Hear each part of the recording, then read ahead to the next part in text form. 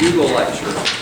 We've been doing this lecture for a long time, and today's speaker is actually here to do the Ellis MacDougall Lecture for the second time. He's the only person we've had who's done it twice, but it's been a long time since he did the first one, and so he's here to talk to us about a different topic today than the one he did last time, so it's all good. Alex Piquero is our speaker today. He is the Ashbel Smith Professor of Criminology at the University of Texas at Dallas. And at that university, he also serves as the Associate Dean for Graduate Programs in the School of Economic, Political, and Policy Sciences.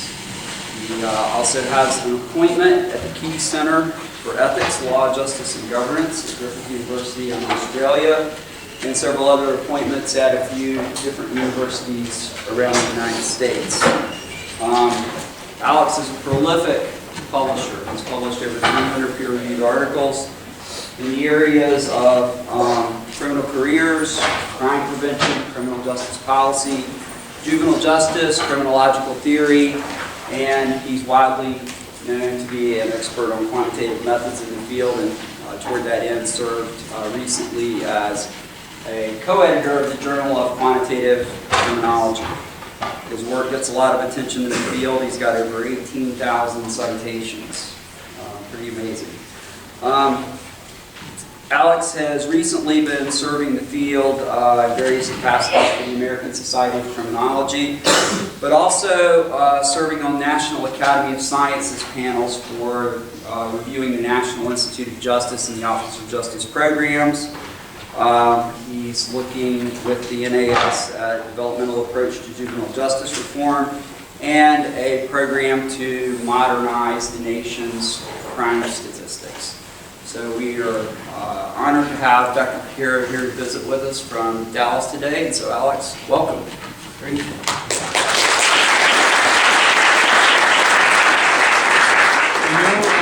Hopefully you can hear me. Is it good with this mic? You never give an academic first the floor and then a microphone, because it'll never end. To the undergrads in the room, thanks for spending Friday afternoon, because there's nothing more you'd want to do to be here listening to some guy from Dallas, Texas talk to you about a very controversial topic that everybody in the world has an opinion on. So thank you again, seriously. It's a huge honor to be doing this lecture for the second time. And I love Columbia. I come here all the time. Just can't stop coming back here. It's a really great place. And for the undergrads in the room, you're going to a really great institution. It will serve you very well over the course of your life. So you should be very thankful to be here. Okay, so that's me. A little bit about me, because I always hated when professors would just talk about work.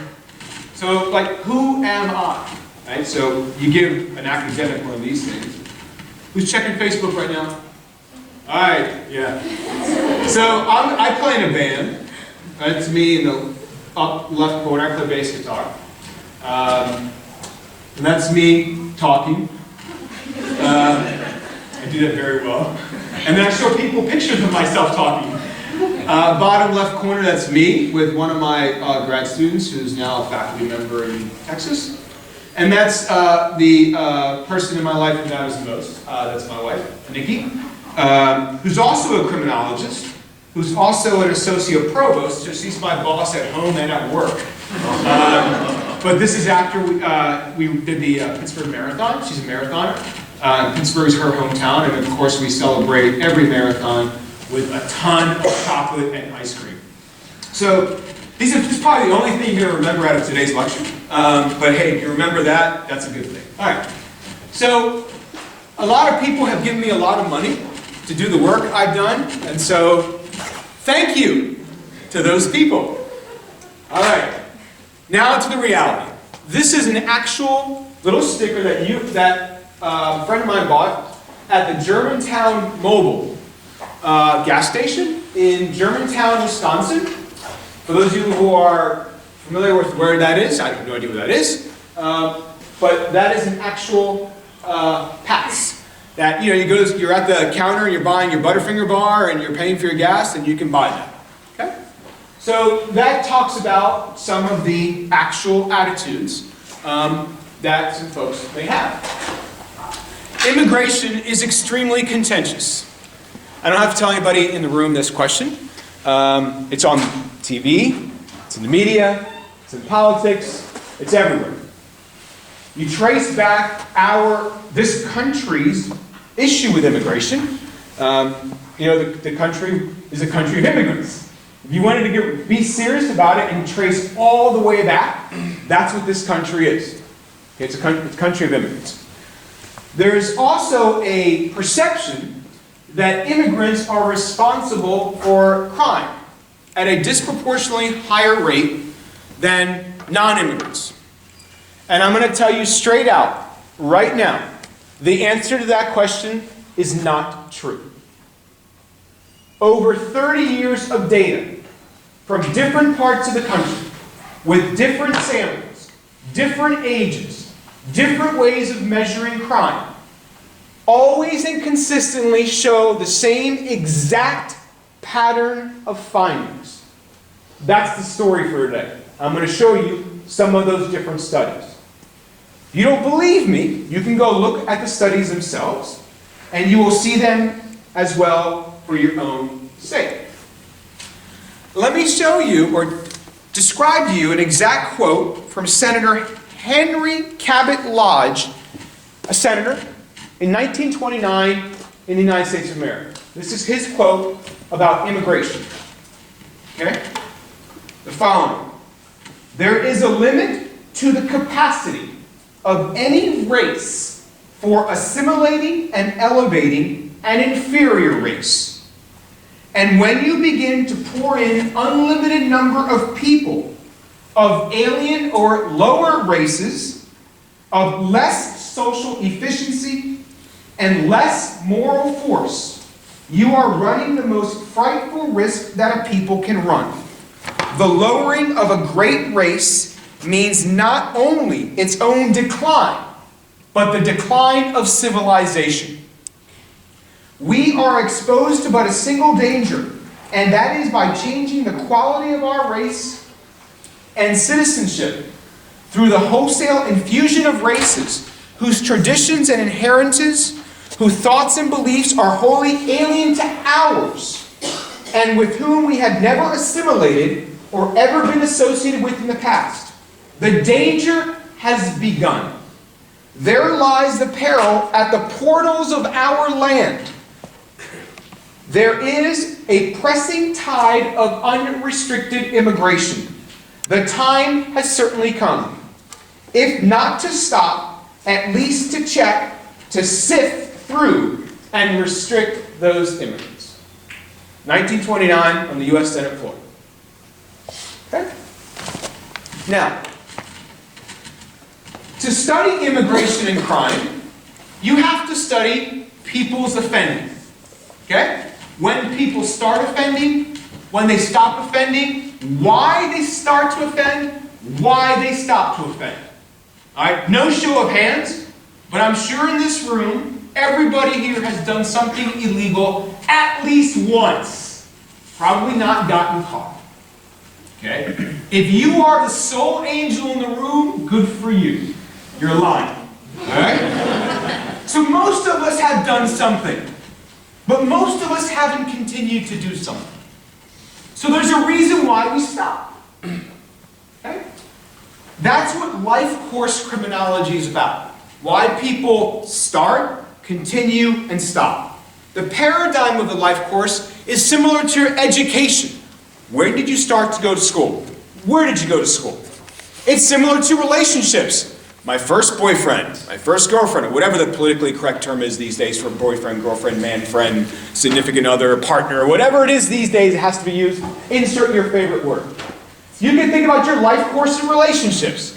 I remember my first one, I remember my second one, I remember all these, and who they are with, if you can have those remembrance.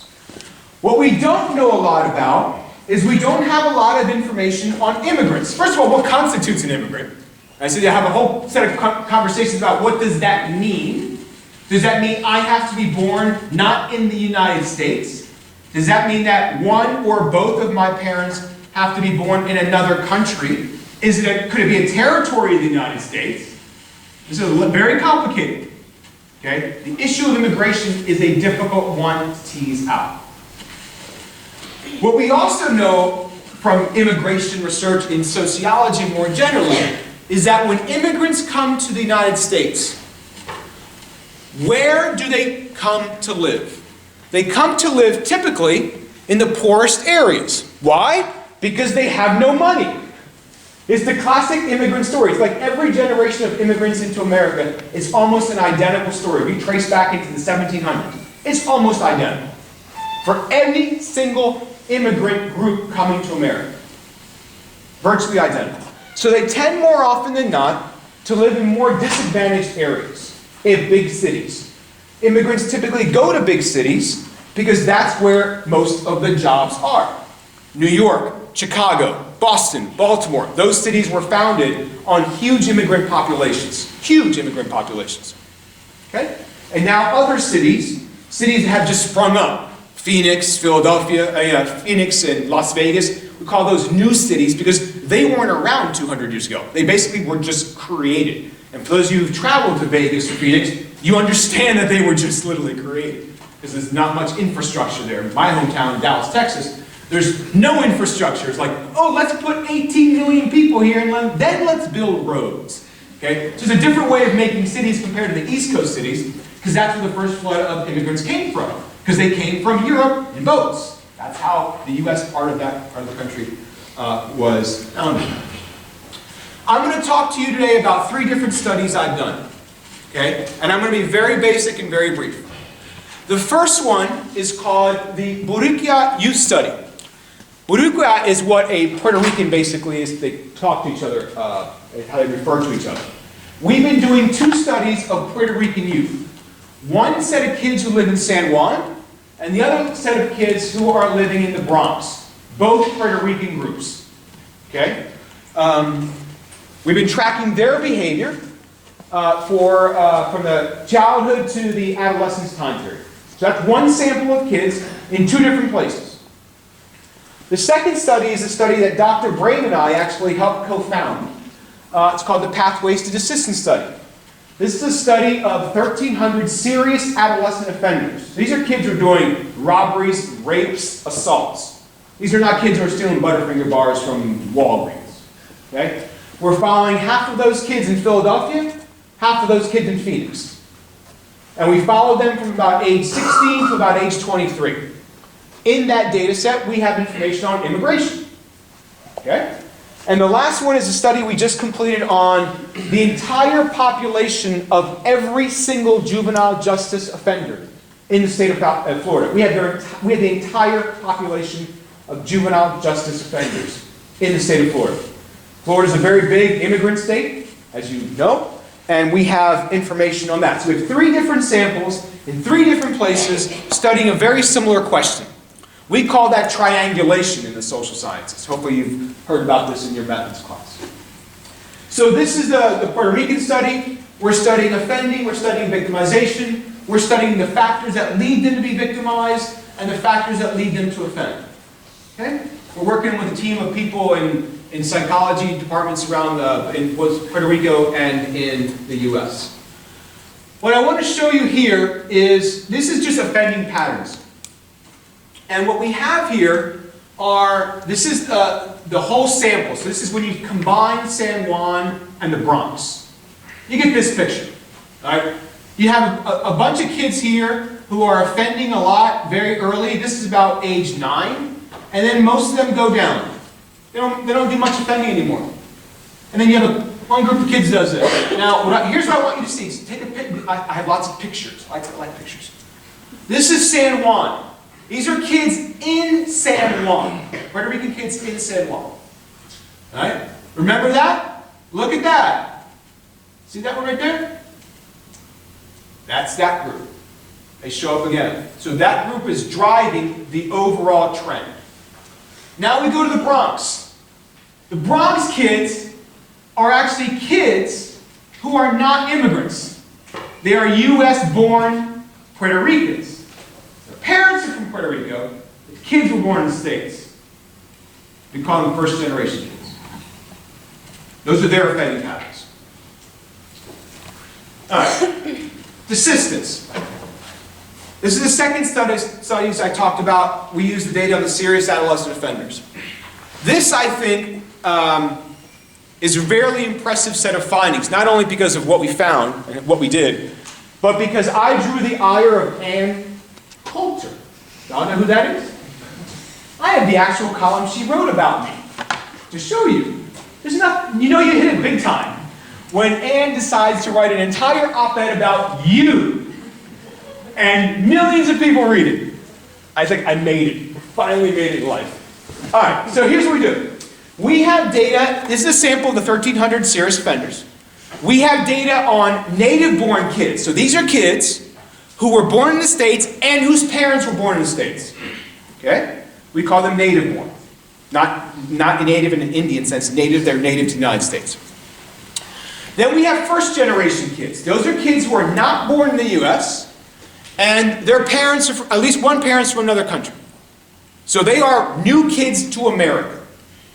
Then you have second-generation kids. All right? They're the in-betweens. Second-generation kids are parents who came to America and the kid was born in America. So you have three different sets of people. Kids who were born here, parents are here, and the complete opposite of that. First-generation kids, everybody came to America. All right, for those of y'all remember Eddie Murphy? Y'all are probably way too young to remember Eddie Murphy. He had Delirious, which was hilarious. But they had something called Coming to America. People here have no idea who Eddie Murphy is, do you? Don't do anything tonight but YouTube Eddie Murphy, and you will laugh hysterically for hours. Hours. All right. We also collected information on their ethnic identity. There are people in this room who are different ethnic identities. Think about your ethnic identity. Let's say you are, let's say you're Puerto Rican. Part of your identity could be Puerto Rican. The culture of Puerto Rico. The foods of Puerto Rico. The beach of Puerto Rico, which is where we all want to be right now. All right? So there's that identity. Well, who do you feel? What do you feel like?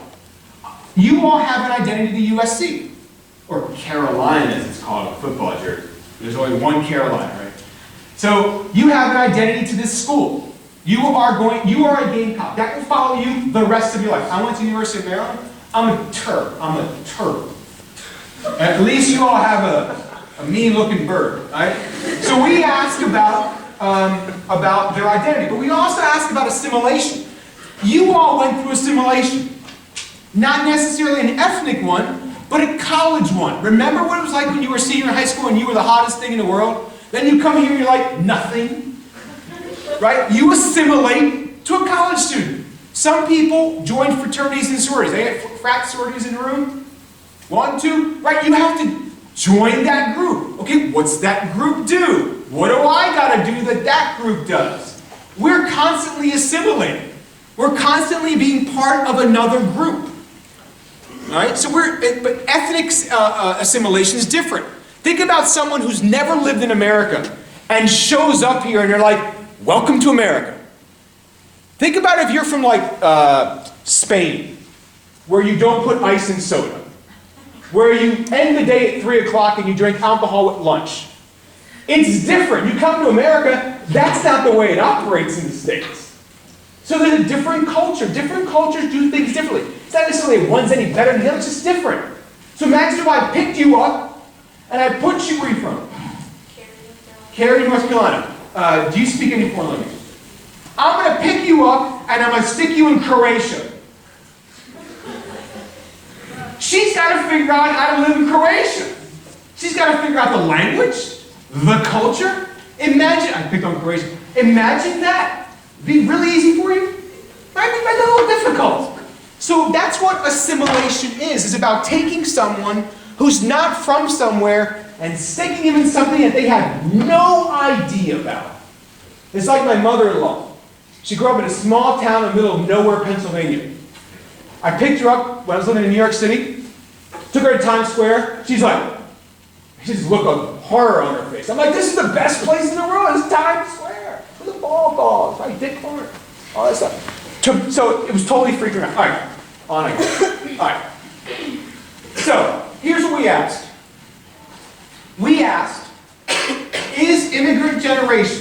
first generation, second generation, compared to native born, do they offend differently? Do they offend differently? It'd be like comparing men to women, blacks to whites, and Hispanics to whatever. Do their groups differ with respect to offending? Second of all, there are some people in sociology who argue that immigration actually acts as a protective factor. That immigrants live closer together, they work closer together, and they typically live in generations in the same household. Grandparents, uncles, all of that kind of stuff. Whether or not you believe it or not trying to sell you on that, that's what some people argue. We look at that just to see. The third thing is there a double whammy when it comes to assimilation and disadvantage? So in other words, when the kids come to America and they live in really disadvantaged, really poor neighborhoods, and then they are trying to fit in to not only mainstream American culture, but also have this, am I going to tick off my parents? I've got to become American. Where am I? What do I do? Kind of stuck in the middle of that. Does that influence their offending? All right, so this is what we were interested in. All right, that's very long. Pictures. I love pictures.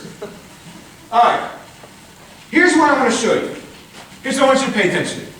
See this right here? All right, so this is offending. This is when they start the study, and this is 7 years later. We tracked them for 7 years. All right, we got a lot of financial assistance to do this study. Okay, it's not cheap. So this group right here, squares, first generation kids. Who has the lowest offending? The kids who are coming to America. The native born kids? Right around there. Interesting, because that's not what you hear in the popular press at all. But wait, there's more. All right? This is what we use official records. So these are the kids arrested, and you have a documentation in the criminal justice system. So you're like, oh, the system's biased.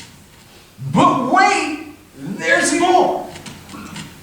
This is self-report data. So not only do we get data from the criminal justice system, we now ask these kids as well. Did you offend? How much did you offend? What did you do? What do we get? This group right here, it's the first generation immigrants. Uh-oh. How am I going to explain that away? So regardless if you use official arrest data, and by the way, we did a U.S. national search, not just a search in Philadelphia and Phoenix. Okay? Those data show immigrant, first generation kids offend less. All right, well maybe there's something wrong with that. Do self-reports. Once again, same exact finding. So either both of those sets of data are lying, 1,354 kids are lying in the exact same way for 7 years. That's what have to have happened for that to be wrong. I don't think that that's possible, but it is possible, like I'm winning the Powerball tonight, but it's very unlikely. But it's possible. It's possible. All right, yada, yada, yada.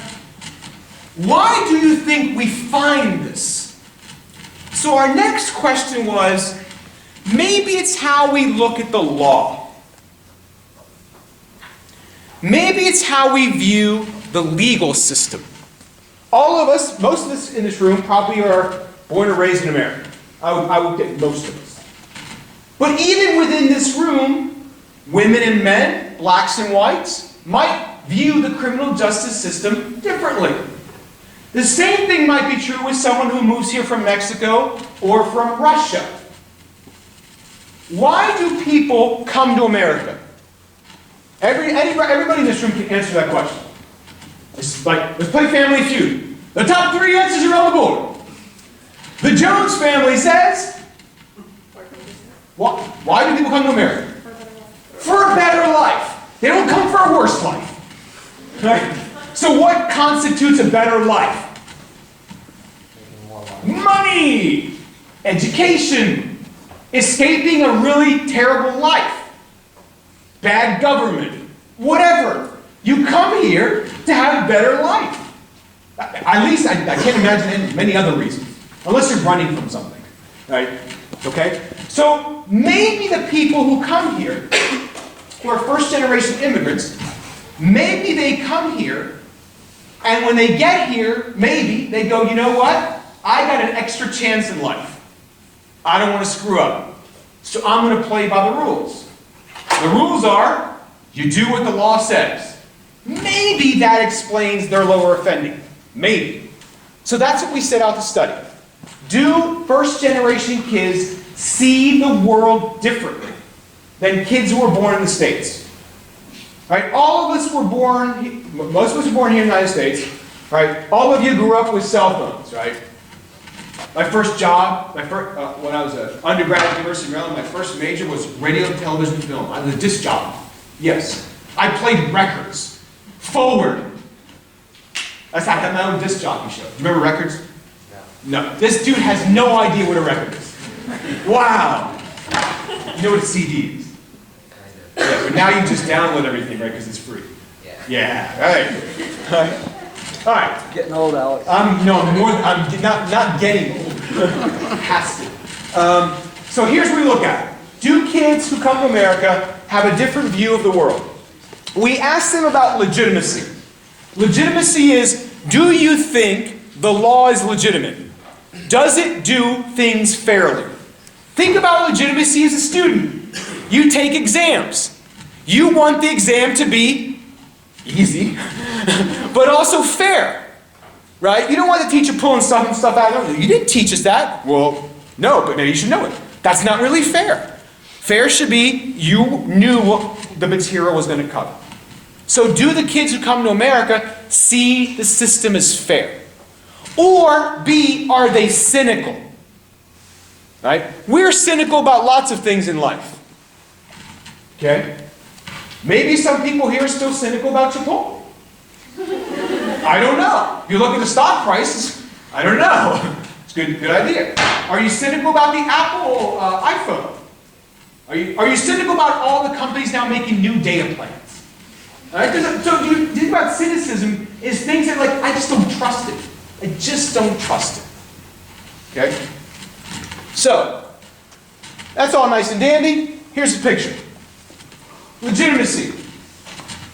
See this right here? So basically, higher scores means you think the law is more legitimate. Guess what we find? First-generation kids are more likely to see the law as legitimate.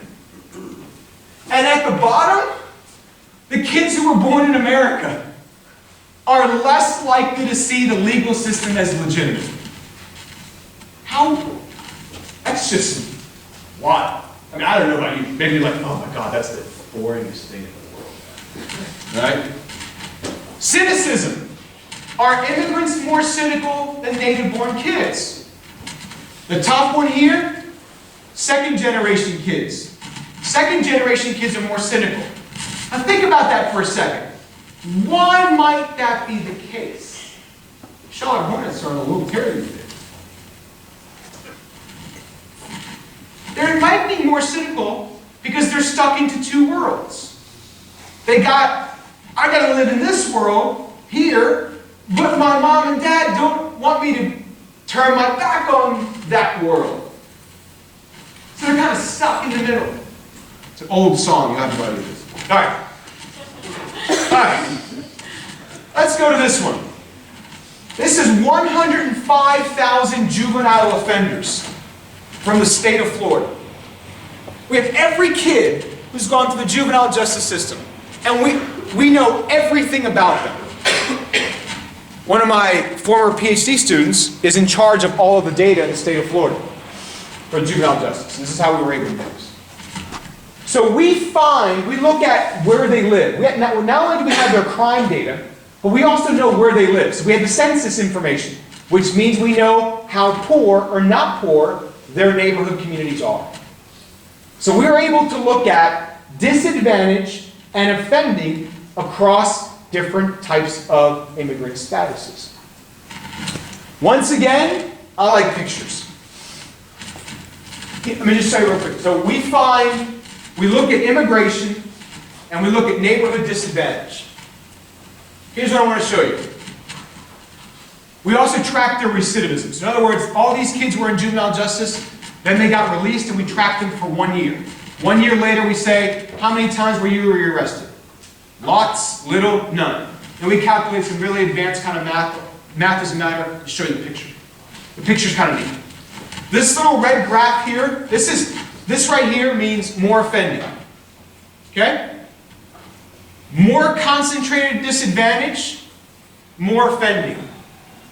More immigrant concentration, less offending. And when I say more, values over here mean higher. So even though the arrow is going in the opposite way, you have to always look at the axis. The rest of your life, kids, my friends, my students, the rest of your life, don't go finding the shiny thing in the graph. The devil's in the details. The details are always right there. Statistics don't lie. Liars use statistics. Fact. Look at those axes. So what you see here is when immigrants live closer together, they offend less. When immigrants live in more concentrated disadvantage, they offend more. When you put those two together, double whammy. Double whammy. Concentrated disadvantage and immigrant non-concentration actually hurts immigrants in terms of more offending. Interesting little finding. Okay, so I promised you. So this is interesting. So I get this call at like 5:30 in the morning from my director of media. I have a media person who works with me in my research at the University of Texas, Dallas. She goes, "Holy, did you see this?" I'm like, "No, dude. I'm like, just started my call.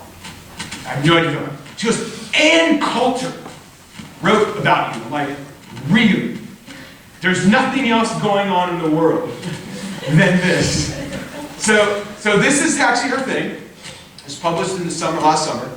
And so I just had to do this here. I had to copy it, but these are the exact phrase. So I want to tell you what she says, and you make whatever kind of impression you want. You can do whatever you think is right. Let me read this to you. The second main line of attack on the idea that immigrants are committing prodigious amounts of crime are the apocryphal studies. Big word. The two researchers whose work is cited over and over again for the proposition that immigrants are less criminal than Americans are me and Bianca, who happened to go to grad school at the University of Maryland as well. Pew is a charitable foundation. They do a lot of research for the federal government. They're a nonprofit. And everyone the media cites leads to headlines like these. Headlines, ripped from the headlines. UTD Dallas prof finds immigrant kids less likely to commit serious crimes. UMass Boston professor, stereotype of criminal immigrant doesn't hold up. Quote, Washington Post, surprise, Donald Trump is wrong about immigrants and crime. End quote. Then she says, curiously, we are never shown the actual studies, but simply told with some heat, studies show. A newspaper is not going to write 55 pages of a journal article. That's just not how newspapers operate. Right? They operate like the USA Today. I got your attention for 4 paragraphs. On you move. Actually, very interesting sidebar has nothing to do with this. Do you know people who start most articles in a newspaper never read the full article? They get bored. There's actually a whole, in journalism, I trained to be also journalism. Everything that happens in an article happens in the first 3 paragraphs. If you don't give the information there, people never read it. That's why sports box scores are like 2 paragraphs. Oh. All right, back to this. So she then says, I looked up some of these alleged studies last weekend. They're all hidden behind ridiculous internet paywalls. I was often only the 6th person to read them. When you are Joe or Jane Public, you can't access for free libraries. You all can. You can. Anybody? When's the last time you went to a library? And no. Seriously? Big gold star for him. More often than not, you can sit at your computer and just go to the library and download the PDF like that. You do that because your university, well, your tuition and fees, your university pays the license to obtain that. Not everything in life is free. My mom or dad can't sit there and go, I want to read the study Alex just did. No, they have to subscribe to it, which means they have to pay for it. So, sorry she had to pay for it. Life goes on. But wait, there's more. It turns out that neither Piquero nor Bersani compared immigrant crime to the overall population, which, by the way, you can't do. As the British Guardian recently, British Guardian's newspaper, recently claimed in an article purporting to prove Donald Trump wrong. Not us, that newspaper did. Rather, they compare immigrant crime rates to the crime rates of America's most criminally inclined subgroups. Actually, she's wrong. That's not true. Thus, for example, once you get past the paywall, you find that Piquero and Bersani's joint study used it as its base group adolescents who were found guilty of serious offenses. I told you they used kids who were all serious juvenile offenders. That's not a representative sample of Americans. That's her in caps. It's a representative sample of teenagers who are convicted criminals. Instead of looking at studies, how about we just count the number of immigrants arrested, convicted, and imprisoned in America? That would be awesome if the government has that data. Oh, they don't. We can't do that because we don't have the data to do that. Even if the immigrants' crime rate were the same as the overall population, and it's not, we're supposed to be admitting immigrants who are better than us, not 6 of one, half dozen of the other. We never said that in print or in any quotes. I have no idea where that's coming from. It's always nice when, stories are put in your mouth. Why? Because we're picking them. If the food in your refrigerator, this is her language. I swear to you. If the food in your refrigerator is rotten, you don't go out and buy more rotten food on the grounds that it's no more rotten than the food you already have. This is the new food you're picking and you're paying for. Instead, we're bringing in illegal immigrants, forget illegals, who are way more criminal than us, notwithstanding phony studies no one bothers to read. Okay. I never would have thought about the food fridge analogy, but hey, okay. When you all become famous, and if you become an academic or a rock star, if no one bothers to read your study, oh well. You know what? I'm still going to go home tonight. I'm going to be in 71-degree weather tomorrow in Dallas, and my life goes on. But I'm not making this up. It's always nice when you get like blog emails too from people. That's always nice. All right. So this is interesting. You all may have heard about this quote at the top. If you took a history class and you remember it, I had one history class and I forgot about it. So history does really well on me. Those who cannot remember the past are condemned to repeat it. So this is an actual comment that I clipped off the internet. And it says, there's the Mayflower, or some Mayflower. And we all grew up, people who grew up in America, you grew up with this image of Thanksgiving, right? The dude in the hat, the Indians. Just how long do you illegal aliens plan on staying in our country? Just to have that up here for a mental image. That's it, friends.